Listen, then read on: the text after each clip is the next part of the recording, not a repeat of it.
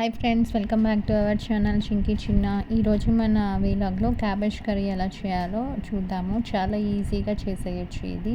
So నేను first ఇక్కడ పోపు వేసుకుంటున్నాను అండ్ పచ్చిమిర్చి యాడ్ చేసుకుంటున్నాను ఇక్కడ.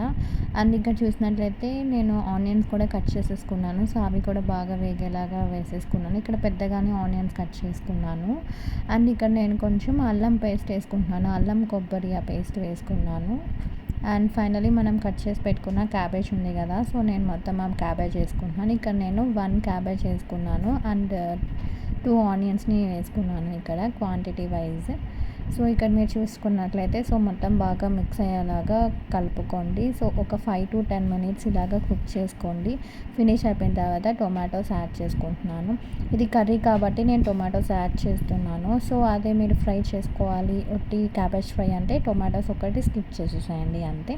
సో ఇక్కడ నేను ఫైనల్లీ సాల్ట్, పసుపు అండ్ కారం యాడ్ చేసుకుంటున్నాను. సో కారం నేను 2 స్పూన్స్ యాడ్ చేసుకున్నాను. సేమ్ సాల్ట్ కూడా 2 స్పూన్స్ యాడ్ చేసుకున్నాను.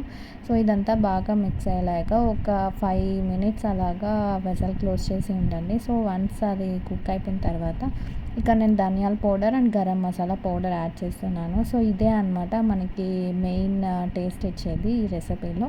ఇక్కడ నేను కర్రీ అని చెప్పాను కాబట్టి కొంచెం వాటర్ యాడ్ చేసుకుంటున్నాను. 1 glass ఆఫ్ వాటర్ యాడ్ చేసుకోవాలి.